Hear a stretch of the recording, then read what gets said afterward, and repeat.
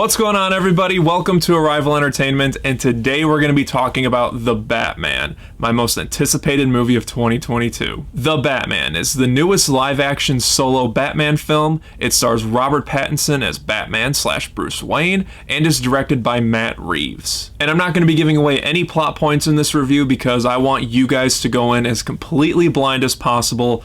Just know that it's a new Batman movie. I mean, that alone is enough to get people interested and excited for it. Well, guys, my most anticipated movie of 2022 is finally here, and what a journey it's been getting to this movie. It was originally supposed to be Ben Affleck's solo Batman movie, then he stepped down as a director, then Matt Reeves came on as director, then Affleck stepped down from Batman in general, then he came back in Zack Snyder's Justice League, and then they casted Robert Pattinson as Batman for this new solo movie.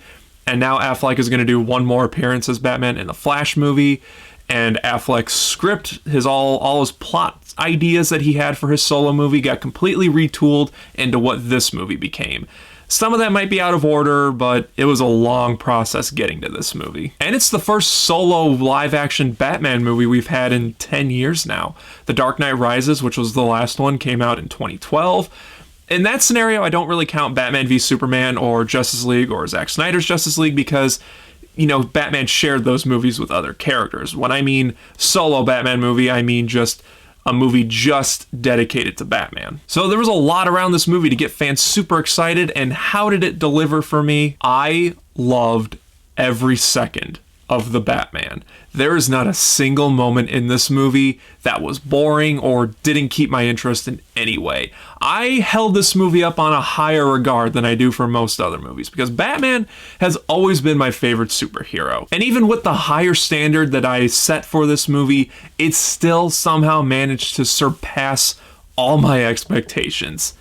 That is pretty impressive. What I love the most about this movie is how much of a detective movie this feels like. I've heard a lot of people say this movie feels like Seven, and after seeing the movie, yeah, it absolutely does feel like Seven, so if you really like that movie, then you're really gonna like this movie as well. The detective element has always been the thing for Batman. You know, he's considered the world's greatest detectives in the comic books, and all the movies have done it either in a larger scale or a smaller scale, but this movie, it feels like they focused a lot more on it than previous movies have. At least for me, it did. And this movie looks gorgeous. They captured the dark and grittiness and the muddy dirtiness of Gotham City so perfectly here. There's a lot of red and fiery imagery throughout this movie. It was like the main focus of all the promotional material. It's even the main color scheme for my new shirt.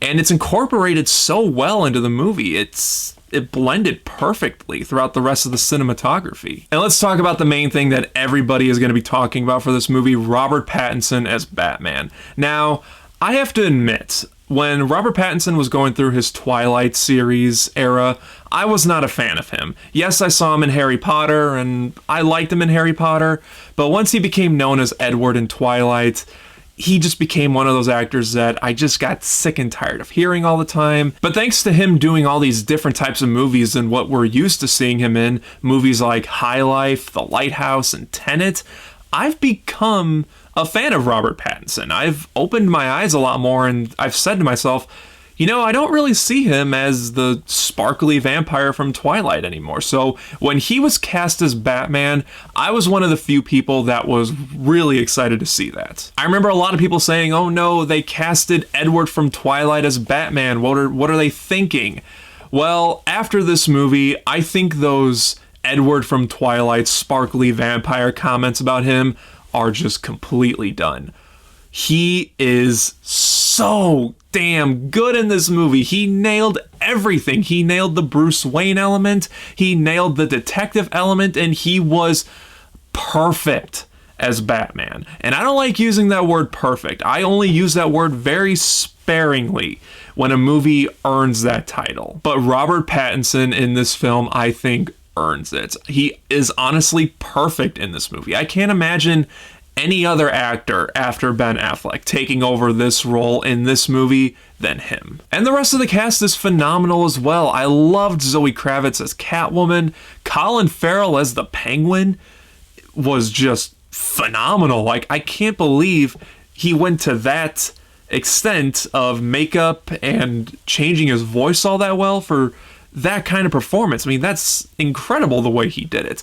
Paul Dano as the Riddler, though, holy shit. I know a lot of people hold Jim Carrey as their favorite Riddler, mainly because there's not a whole lot to choose from in terms of live action, but it's mainly from a nostalgic standpoint that a lot of people talk about.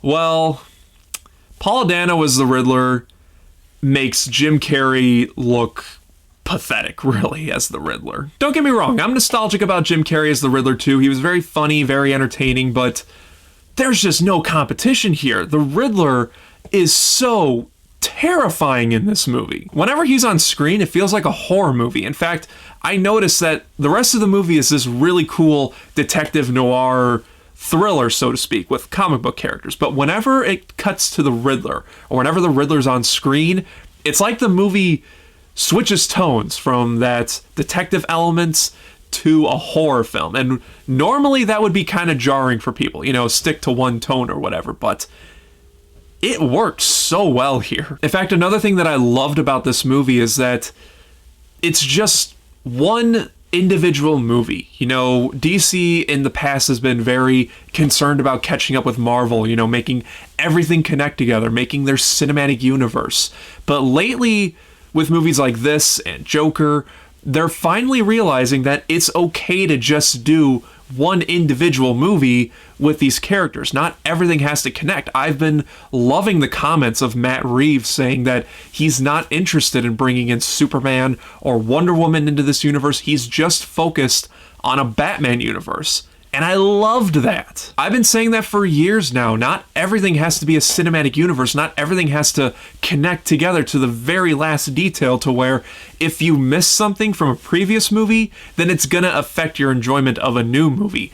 It's okay to just have one movie that doesn't connect to anything else that this franchise has ever done. And I'm excited to see more from this new Batman universe. I'd be totally fine if this movie turned out to just be a solo Batman universe without having it be overwhelmingly connected to so many other things that this movie could possibly set up. As for issues for this movie, look, I've been thinking a lot about this movie ever since I saw it, and I'm sure people are going to pinpoint elements that they just didn't care for, or even elements they just straight up hated for this movie. And though I've only seen the movie once, I could safely say there isn't anything I really didn't like or didn't care for in this film. To me, this movie just had everything that I wanted and more. It had good dramatic elements, it had great action. There's a phenomenal car chase with Batman and the Penguin in this movie that I'm not going to give away, but it was so well filmed and so perfectly paced. The whole movie is paced very well. There's some good funny moments in the movie, not a whole lot. It definitely tones back comedy elements. Hell, I think the Dark Knight trilogy is more funny movies than this movie is. But this movie just did everything right for me. Even the music by Michael Giacchino, I think that's how you pronounce his name, is phenomenal. It is so damn near perfect. In the end, guys, there's really nothing that I didn't like or didn't care for this movie. It did everything right for me. This movie is like a great combination of the Dark Knight trilogy and the Batman animated series from the 90s. And those tones combined was just awesome to see. I honestly love this movie, guys, and I'm not just fanboying out about that. I was paying attention to every little thing about this movie, and it delivered on everything for me. The Batman is Oscar worthy, and I think this movie absolutely deserves it. And I really want to see more from this universe. I want to see Matt Reeves come back. I want to see Robert Pattinson come back without spoiling it. I'm not giving anything away, but there is a wink and a nod to a possible character coming to the next one. And I would love to see that continue. Whew. I really want to see what they're going to do with that if they continue it. Also, really quick, I'm sure people are going to want to know, is there a mid or end credit scene? Well, there's not an end credits scene, but there is something that they do at the very end of the credits as just kind of like a wink and nod. And it honestly was worth saying for. It's very, very tiny, but it did put a smile on my face seeing it. So if you're thinking of staying for the end of the credits, you could, but I don't think you need to, really. So guys, that's my review for The Batman. Just like always, let me know your thoughts and opinions on this film down in the comment section. And just like always, guys, thank you so much for watching. I really do appreciate it. I'm going to be doing a Batman movie ranking video soon, as well as a Batman actor ranking video. So look forward to those videos coming very soon. Again, thank you for watching. If you enjoyed this video, then don't forget to like and share it. Subscribe right here if you haven't already. And until next time, guys, take care.